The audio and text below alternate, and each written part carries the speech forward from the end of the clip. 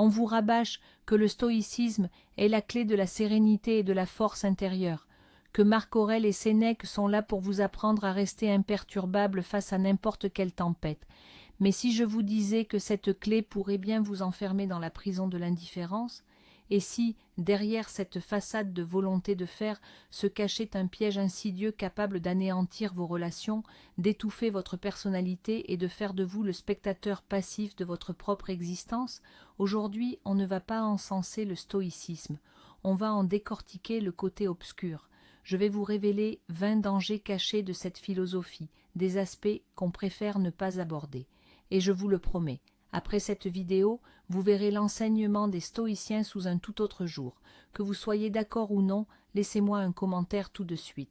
J'aimerais beaucoup connaître votre opinion avant même de commencer l'analyse. Avant de commencer ce point de départ critique, faisons un petit détour par le passé. Le stoïcisme a vu le jour à Athènes vers l'an 300 avant Jésus-Christ. Son fondateur, Zénon de Kition, enseignait que le chemin vers le bonheur, l'eudaimonia, passait par une vie en accord avec la nature et la raison. L'idée centrale est simple et élégante. Nous ne pouvons pas maîtriser les événements extérieurs, la maladie, la pauvreté, l'opinion d'autrui, mais nous avons le contrôle absolu sur notre réaction face à ces événements. C'est ce qu'on appelle la dichotomie du contrôle. Avouez que ça sonne incroyablement puissant. Des figures comme Épictète, Sénèque ou l'empereur Marc Aurèle nous ont laissé des écrits qui inspirent encore des millions de personnes aujourd'hui. Dans notre monde moderne, rempli de chaos et d'incertitudes, ces notions de calme intérieur et de maîtrise de soi sont plus populaires que jamais. Or, c'est précisément dans cette popularité que réside le premier danger, la simplification abusive. Les grandes idées du passé sont sorties de leur contexte et transformées en maximes faciles à digérer pour les réseaux sociaux. Elles perdent ainsi leur profondeur et, surtout, leur mise en garde initiale. Le premier piège, et le plus sournois, est la confusion des concepts. Le stoïcisme enseigne à maîtriser les émotions, non à les refouler. Pourtant, en pratique, pour beaucoup, cela se transforme en une guerre interne sans merci. Après avoir lu quelques articles de vulgarisation, l'individu décide que ressentir de la colère, de la tristesse ou de la peur est un signe de faiblesse, que ce n'est pas stoïque. Et au lieu de vivre pleinement ses émotions, d'en comprendre la cause et de les transformer, il se met à les étouffer. Il arbore alors un masque d'impassibilité. Mais que se passe-t-il à l'intérieur? Les émotions ne disparaissent jamais. Tel un ressort comprimé, elles accumulent la tension. Le chagrin non pleuré mène à la dépression. La colère refoulée se mue en agressivité passive ou en trouble psychosomatique. Imaginez une cocotte minute dont toutes les soupapes ont été soudées. Tôt ou tard, elle explose. C'est le même risque pour celui qui supprime constamment ses sentiments. Il risque un jour de craquer, de faire une crise, causant du tort à lui-même et à son entourage. Ce n'est pas de la force, mais une bombe à retardement. Le véritable stoïcien, lui, observe l'émotion comme un nuage dans le ciel. Il ne lui permet pas de le contrôler, mais il ne prétend pas non plus qu'elle n'existe pas. La deuxième dérive découle naturellement de la première. C'est le détachement émotionnel vis-à-vis de nos proches. Imaginez la scène. Votre partenaire rentre à la maison, bouleversé par ses problèmes au travail. Il cherche auprès de vous du soutien, de la compassion, de la chaleur humaine. Et vous, en stoïcien pur et dur, vous lui répondez « C'est un événement extérieur, il échappe à ton contrôle. Ne le laisse pas perturber ta sérénité. » Techniquement, vous avez raison du point de vue d'un stoïcisme simpliste, mais d'un point de vue humain, vous venez d'ériger un mur entre vous deux. Vous avez refusé l'empathie, la compassion, ce qui fait notre humanité et construit des liens profonds. Quand votre joie devient pour votre partenaire un indifférent préférable et sa peine une simple impression, la relation commence à mourir. Les gens cessent de se confier, car ils savent qu'ils se heurteront à une froide rationalité au lieu d'une réponse vivante et sincère. Vous pouvez devenir la machine idéale à résoudre les problèmes, mais vous vous retrouverez complètement seul. Le stoïcisme, dans sa pire expression, vous enseigne à bâtir une forteresse intérieure, mais il oublie de prévenir que de cette forteresse, il pourrait ne pas y avoir de sortie vers les autres. Le troisième danger, c'est le développement de la passivité et du fatalisme. La célèbre dichotomie du contrôle, concentrez-vous sur ce que vous pouvez contrôler et acceptez ce qui vous échappe, est une arme à double tranchant. D'un côté, elle nous permet d'éviter de nous épuiser sur des futilités. De l'autre, elle peut devenir l'excuse parfaite pour la passivité. Pourquoi devrais-je essayer de changer quelque chose dans l'entreprise si la direction prendra sa décision de toute façon, c'est hors de mon contrôle? Pourquoi lutter contre l'injustice si elle fait simplement partie de l'ordre du monde? L'individu cesse d'être un agent actif pour se transformer en simple observateur passif. Il accepte l'inacceptable, il se résigne à des situations qu'il devrait combattre. Au lieu de chercher à élargir sa zone d'influence, il la réduit volontairement au minimum. Cela mène inévitablement à la stagnation. Les ambitions s'éteignent, le désir de rendre le monde meilleur disparaît. Il ne reste plus qu'une acceptation morose et silencieuse de tout ce qui arrive. Mais Sénèque, qui était conseiller d'empereur, ou Marc Aurèle, qui dirigeait un immense empire, étaient-ils passifs pour autant? Absolument pas, ils agissaient. Et pourtant, le pop-stoïcisme moderne encourage souvent l'apathie sous couvert de sagesse. Le quatrième point, c'est le risque de perdre le goût de la vie. Les stoïciens nous invitent à nous préparer aux pertes. La pratique de la premeditatio malorum, l'anticipation des malheurs, a pour but de nous rendre plus résilients face à l'adversité. On s'imagine la perte d'un emploi, la rupture avec un être cher ou la maladie. L'idée, c'est que le jour où cela se produit, nous soyons prêts. Mais que se passe-t-il si l'on tombe dans l'excès? À force de se concentrer constamment sur les scénarios négatifs, on risque de ne plus apprécier ce que l'on possède à l'instant présent. Au lieu de savourer une rencontre avec un ami, on se surprend à penser « un jour, nous allons nous disputer ou il va mourir ». Au lieu de se réjouir d'un succès, on se répète « c'est temporaire, tout peut s'écrouler très vite ». La joie, l'enthousiasme, l'exaltation, toutes ces émotions positives et vives deviennent subitement dangereuses, car elles préfigurent potentiellement la douleur de la déception. Au final, la vie devient insipide et sans couleur. On ne souffre peut-être pas intensément, mais on n'éprouve plus de vraie joie non plus. On végète dans une zone grise d'indifférence émotionnelle qu'on confond à tort avec la sérénité. Pourtant, la vie, c'est tout le spectre émotionnel. Se priver de sa partie positive au nom d'une sécurité illusoire, c'est s'engager dans un véritable marché de dupes. Le cinquième piège caché, c'est le développement de l'orgueil et du jugement. La personne qui commence à pratiquer le stoïcisme se sent souvent largement supérieure aux autres. Elle observe ceux qui réagissent violemment aux événements, s'inquiète pour des broutilles et se dit « ces pauvres gens sont esclaves de leur passion ». Ils ne comprennent pas que tout cela est extérieur et indifférent. Un sentiment de supériorité, parfois subtil, parfois flagrant, apparaît. Elle se met à moraliser les autres, à donner des conseils non sollicités et à juger leur comportement comme étant non stoïcien. Évidemment, cela mène à l'isolement social.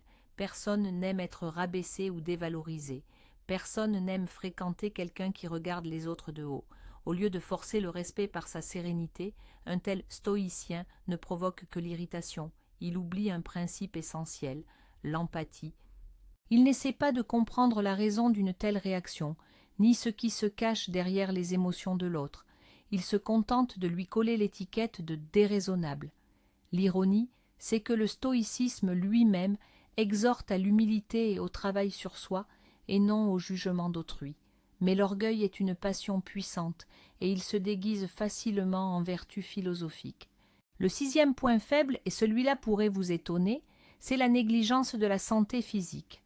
Les stoïciens enseignent que la douleur n'est qu'une simple impression, et que notre attitude face à elle est plus importante que la douleur elle-même. Le corps est périssable, l'esprit est éternel.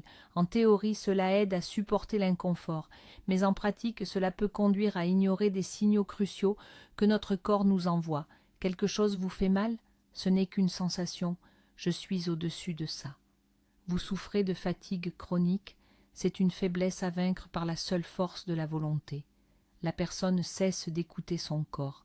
Elle risque de rater les premiers symptômes d'une maladie grave, de se mener à l'épuisement professionnel ou d'ignorer le besoin fondamental de repos et d'une alimentation saine. Elle traite son corps comme un âne têtu qu'il faut pousser, plutôt que comme un partenaire fidèle dont il faudrait prendre soin. Les grands stoïciens, d'ailleurs, n'appelaient pas à l'autoflagellation. Sénèque a beaucoup écrit sur l'importance de la modération et du soin de soi. Mais l'interprétation moderne tombe souvent dans l'excès, vainque la douleur, ignore l'inconfort, ce qui, au final, peut avoir de fâcheuses conséquences sur la santé. Le 7e piège, c'est ce que l'on nomme l'autosuffisance toxique. Le stoïcisme célèbre l'ancrage intérieur et l'indépendance face aux circonstances extérieures. C'est une merveilleuse philosophie, mais lorsqu'elle est poussée à l'extrême, elle se mue en un rejet total de l'aide. La personne se dit « je dois gérer tout seul ». Demander de l'aide, c'est reconnaître ma faiblesse et mon entière dépendance aux autres. Face à de graves difficultés, qu'il s'agisse d'une crise financière, d'une dépression ou de problèmes relationnels, cette personne s'isole complètement. Elle ne confie pas ses angoisses à ses amis, ne consulte pas de thérapeute et ne sollicite aucun soutien familial. Elle tente de se sortir seule de cette mauvaise passe, mais le plus souvent, elle ne fait que s'y enfoncer davantage. N'oublions pas que nous sommes des êtres profondément sociaux. Le besoin de soutien et d'entraide est inscrit dans notre nature même par l'évolution. Y renoncer, c'est tout simplement aller à l'encontre de qui nous sommes. Savoir demander de l'aide au bon moment n'est pas un signe de faiblesse, mais bien une preuve de sagesse et de force. L'autosuffisance véritable ne consiste pas à n'avoir jamais besoin de personne, mais plutôt à bâtir des relations saines et interdépendantes, où l'on est capable à la fois d'aider et d'accepter l'aide d'autrui. Le 8e piège, particulièrement pertinent aujourd'hui, c'est l'excuse ou la justification de l'injustice sociale. Lorsque l'on applique l'idée stoïcienne d'accepter ce qui ne dépend pas de nous aux problèmes de société, le résultat est un cocktail particulièrement explosif.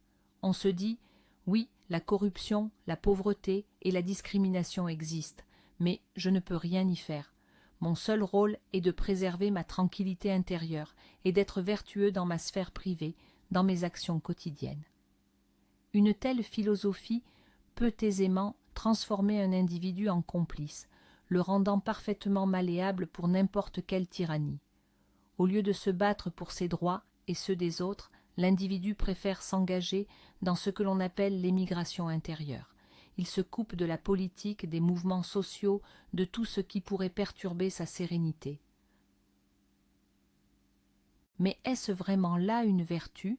Observer passivement la souffrance des autres en se consolant que tout cela n'est que extérieur et ne nous concerne pas.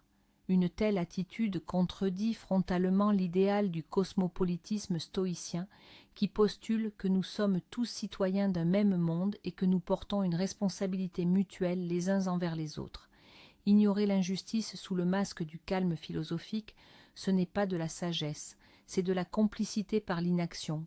Le 9e piège, c'est l'autotromperie intellectuelle. Le stoïcisme est par essence une philosophie très rationnelle.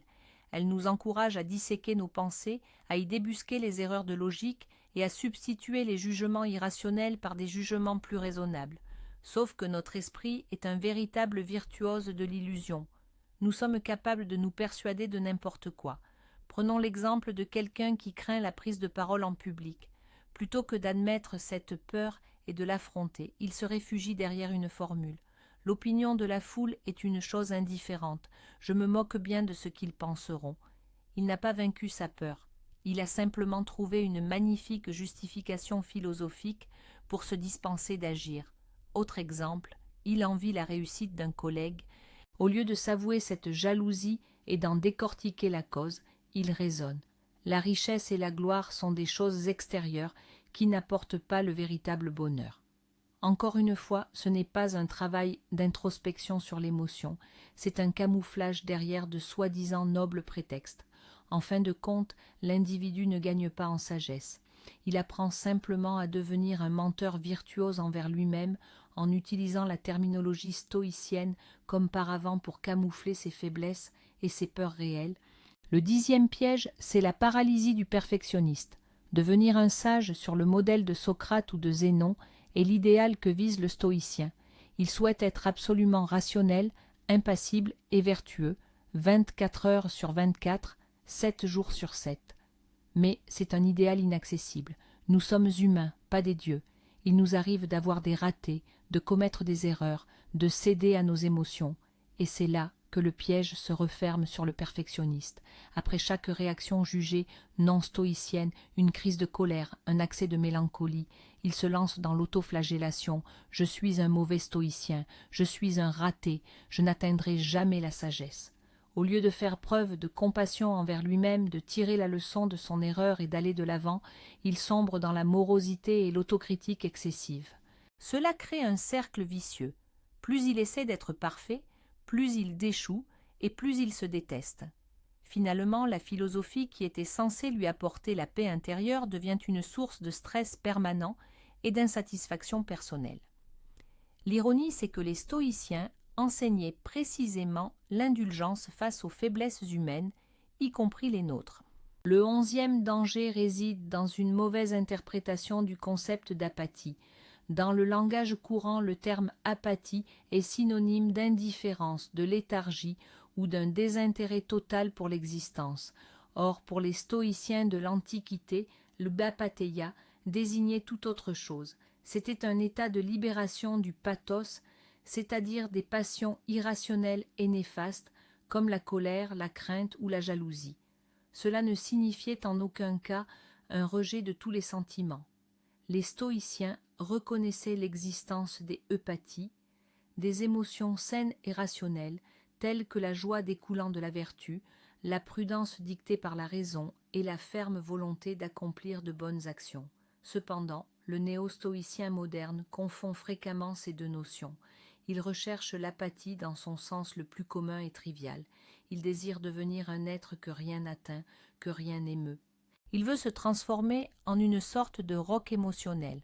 Or, le résultat, comme nous l'avons déjà mentionné, est qu'il sacrifie non seulement ses expériences négatives, mais également les positives. Il n'atteint pas l'ataraxie du sage, mais un banal épuisement émotionnel qu'il prend à tort pour le sommet de l'évolution philosophique. C'est une distinction extrêmement subtile, mais absolument cruciale, dont l'ignorance mène droit à une impasse. Le 12e piège, c'est le risque de rester figé dans le passé. Le stoïcisme met beaucoup l'accent sur l'acceptation. Ce qui est arrivé, c'est hors de votre contrôle, inutile de s'en lamenter. C'est un conseil très utile pour ne pas s'attarder sur les petits échecs. Mais lorsqu'il s'agit de traumas psychologiques graves, cette approche peut se révéler nocive. Se contenter de se dire « accepte et passe à autre chose », ça ne marche pas. Le trauma n'est pas un simple souvenir, c'est une blessure profonde de l'esprit qui impacte notre présent. Il ne demande pas une simple acceptation, mais un travail de fond, souvent avec l'aide d'un spécialiste. Tenter de stoïciser son trauma, c'est-à-dire l'invalider intellectuellement et s'obliger à l'accepter, peut conduire à un simple refoulement dans le subconscient. De là, cette blessure continuera d'influencer votre vie, mais de manière implicite, par l'anxiété, la dépression ou des difficultés relationnelles. Ignorer le passé sous prétexte d'acceptation stoïcienne, c'est comme mettre un pansement sur une plaie profonde et infectée. En surface, tout semble réglé, mais à l'intérieur, le processus destructeur se poursuit. Le 13e piège, c'est le déni de l'importance des biens extérieurs. Les stoïciens qualifient la santé, la richesse ou la bonne réputation d'indifférents préférables. Autrement dit, il vaut mieux les avoir que s'en priver, mais notre bonheur n'en dépend pas. Le vrai bonheur réside uniquement dans la vertu. C'est une belle idée sur le papier, mais, dans la vie courante, cela peut engendrer de réelles difficultés. Une personne trop absorbée par ce concept risque de cesser de chercher à améliorer ses conditions d'existence. Pourquoi demander une augmentation? L'argent, c'est indifférent. Pourquoi consulter un médecin? La santé est une chose extérieure. Ce type de raisonnement peut lui servir à justifier sa pauvreté ou sa précarité par une philosophie élevée. Mais soyons honnêtes, il est extrêmement difficile d'être vertueux et de garder son calme quand on n'a pas de quoi nourrir ses enfants ou quand on souffre d'une douleur chronique. Un niveau de confort et de sécurité minimal n'est pas un luxe, c'est même une condition nécessaire à notre bon fonctionnement, y compris pour la réflexion philosophique. Le rejet total de la valeur des biens extérieurs est l'apanage des saints ou des hypocrites. Pour la plupart des gens, c'est une approche tout simplement irréaliste, voire néfaste. Le 14e danger, c'est la dévalorisation de l'intuition et de la créativité. Le stoïcisme est le royaume du logos, de la pure raison. Par conséquent, tout doit être passé au crible de l'analyse logique. Les intuitions soudaines, les élans d'inspiration imprévus, ou même les réponses émotionnelles face à l'art, tout cela est perçu avec suspicion comme étant profondément irrationnel. L'individu qui suit strictement cette voie risque de se transformer en machine, en un calculateur ambulant ou pire, en un être desséché. Il cesse de faire confiance à sa voix intérieure, celle qui murmure souvent la solution, juste bien plus rapidement que l'analyse logique la plus sophistiquée. Il peut perdre la capacité de savourer la poésie, la musique ou la peinture, simplement parce qu'il ne parvient pas à expliquer rationnellement pourquoi l'œuvre est bonne. Les esprits créatifs qui tentent de vivre selon des canons stoïciens stricts courent droit à la panne d'inspiration. La création se nourrit en effet des émotions, de la spontanéité et de l'irrationalité, tout ce que le stoïcisme tente de placer sous contrôle absolu. Une existence privée d'intuition et de créativité devient plate et unidimensionnelle. Nous ne sommes pas seulement des êtres pensants, nous sommes aussi des êtres sensibles et intuitifs. Amputer ces facettes de notre identité, c'est appauvrir profondément notre nature humaine. Le 15e point est peut-être controversé, mais il n'en reste pas moins crucial. Il s'agit de la sous-estimation des problèmes systémiques. Le stoïcisme est une philosophie profondément individualiste. Elle se concentre exclusivement sur ce que l'individu peut faire pour améliorer son propre sort. La devise « Change ton attitude et tu changeras ta vie » fonctionne à merveille à l'échelle individuelle. Mais lorsque nous sommes confrontés à des problèmes de nature systémique, pensons aux inégalités économiques, à la dégradation écologique ou aux défaillances de notre système de santé, la simple modification de notre état d'esprit est insuffisante. Si quelqu'un doit cumuler 3 emplois juste pour survivre, le conseil de simplement changer son attitude face à la pauvreté tient de la pure dérision.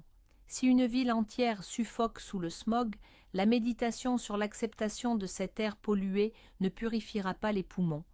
Dans sa version la plus populaire, le stoïcisme ignore trop souvent le fait que les conditions extérieures ont, en réalité, une importance capitale. Il reporte toute la responsabilité sur l'individu, dédouanant ainsi le système. Cela peut amener les gens à cesser d'exiger de véritables changements de la part des autorités et des entreprises, se retranchant dans leur citadelle intérieure tandis que le monde extérieur s'effondre. C'est, au fond, une philosophie très confortable pour ceux qui refusent d'agir pour un changement sociétal. Le 16e écueil, c'est la complexité et les nombreuses contradictions inhérentes aux sources originales. Beaucoup d'adeptes contemporains du stoïcisme ne lisent pas les œuvres de Marc Aurèle ou d'Épictète, mais s'appuient sur des synthèses et des résumés trouvés dans des ouvrages populaires ou des blogs. Or, comme on dit, il y a un monde de différences. Les textes originaux sont complexes, ils ont été rédigés dans un contexte historique et culturel radicalement différent du nôtre. Ils contiennent des passages qui peuvent nous paraître étranges, voire choquants aujourd'hui. On pense, par exemple, aux réflexions sur l'esclavage ou à la considération du suicide comme une issue digne. Sans une compréhension profonde de ce contexte, il est facile d'isoler une citation pratique pour construire toute sa philosophie, tout en ignorant délibérément le reste. Qui plus est, les stoïciens eux-mêmes étaient souvent en désaccord. Ils avaient des vues divergentes sur de nombreux sujets. Le stoïcisme n'est pas une doctrine monolithique, mais une tradition philosophique vivante. Tenter de le réduire à un ensemble de 5 ou 10 règles simples revient à le castrer et à le priver de toute sa profondeur. Or, suivre ces règles simplifiées, comme nous l'avons déjà constaté, risque d'apporter plus de mal que de bien. Le 17e écueil réside dans une interprétation erronée de la vertu. Pour les stoïciens, la vertu est le seul véritable bien. Mais qu'est-ce que la vertu, au juste ? Ils la définissaient à travers 4 qualités cardinales, la sagesse, la justice, le courage et la tempérance. Le problème est que, dans le monde contemporain, ces concepts peuvent être interprétés de manière très différente. Qu'est-ce que la justice? Pour certains, c'est l'égalité des chances pour tous. Pour d'autres, c'est la loi du plus fort. Qu'est-ce que le courage? Pour l'un, c'est partir à la guerre. Pour l'autre, c'est refuser la violence. Sans une boussole morale claire, fournie par la culture, la religion ou sa propre conscience, la notion de vivre vertueusement devient extrêmement floue. Une personne peut commettre des actes discutables tout en les justifiant par son interprétation personnelle et arrangeante de la vertu stoïcienne. Par exemple, un dirigeant cruel peut considérer son comportement comme une preuve de courage et de justice sous prétexte qu'il dit la vérité en face et qu'il exige le maximum de tous. Dans ce cas, la philosophie devient un simple paravent servant uniquement à justifier ses propres failles et ses défauts. Le 18e point soulève le danger de devenir à la fois ennuyeux et terriblement prévisible. Quelqu'un qui s'efforce de faire passer toutes ses réactions par le filtre de la raison, recherchant l'impassibilité et fuyant toute émotion intense, risque de devenir un partenaire et un interlocuteur incroyablement fade. Il manque de spontanéité, d'étincelle, de ces élans imprévus. Toutes ces réactions sont calibrées et parfaitement rationnelles. On peut se sentir en sécurité avec une telle personne, mais on s'ennuie souvent. Il ne fera jamais de blagues stupides, ne se lancera pas dans la moindre aventure, ni ne dansera sous la pluie. C'est un véritable recueil de règles sur pattes. Une relation avec lui ressemblera davantage à un partenariat d'affaires qu'à une union vivante et passionnée.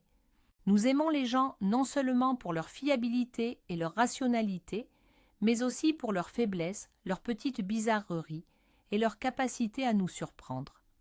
Un stoïcisme excessif peut priver l'individu de ses qualités, le transformant en un mécanisme idéalement fonctionnel mais sans âme.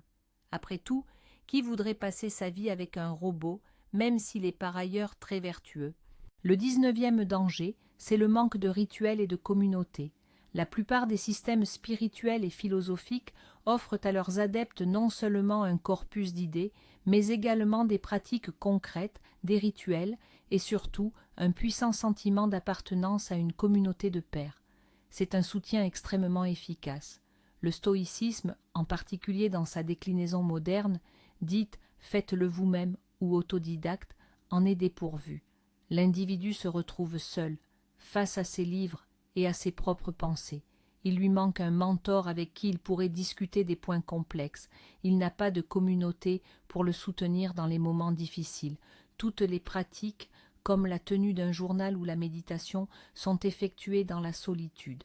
Cela exige une autodiscipline et une conscience de soi colossale, des qualités que peu de gens possèdent.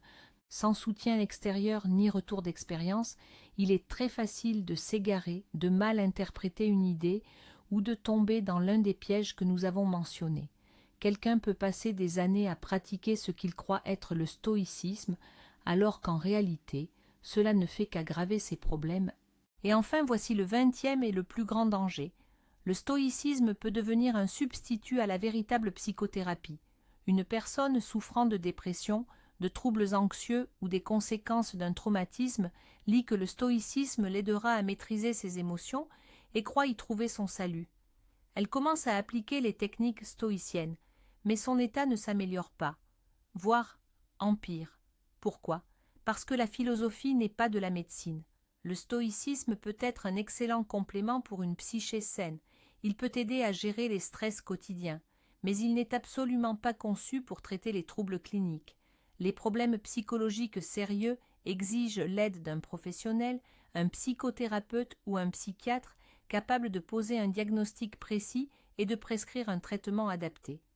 Tenter de soigner une dépression avec des citations de Marc Aurèle, c'est comme soigner une fracture avec un cataplasme de feuilles. Non seulement c'est inefficace, mais c'est dangereux, car la personne perd un temps précieux qu'elle aurait pu consacrer à un traitement réel. Le stoïcisme est un outil pour l'esprit, mais ce n'est pas un scalpel pour une âme malade. Alors, qu'est-ce que nous retenons de tout cela?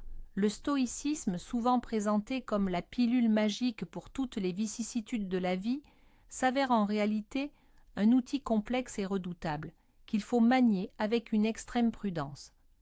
Nous avons passé en revue 20 de ces pièges potentiels, allant de la suppression des émotions et de l'isolement social à la justification de l'inaction et à la négligence de sa propre santé. Mais le point essentiel à retenir, c'est que tous ces écueils ne sont pas la faute de la philosophie elle-même. Ils sont le résultat de sa simplification, de sa vulgarisation abusive et de son application erronée. Le stoïcisme n'a pas pour but de vous transformer en un robot dénué de sentiments. Il s'agit plutôt de devenir la meilleure version de vous-même, une version sage, courageuse et pleine de compassion. Mais ce chemin ne passe pas par la simple adhésion aveugle à des citations. Il passe par une réflexion profonde, l'introspection et surtout par l'humanité. Ne faites pas de la philosophie une dogme ou une prison pour votre esprit. Utilisez-la comme une boussole, mais n'oubliez jamais de lever les yeux vers les étoiles et d'écouter votre cœur. Merci beaucoup d'avoir regardé cette vidéo jusqu'au bout. Si elle vous a amené à réfléchir, s'il vous plaît, mettez un like et abonnez-vous à la chaîne. Et maintenant, la question principale, parmi tous les dangers que nous avons listés, lequel du stoïcisme vous a semblé le plus réel et le plus pertinent? Ou peut-être êtes-vous en désaccord total avec ma critique? Écrivez votre avis dans les commentaires, lançons un véritable débat,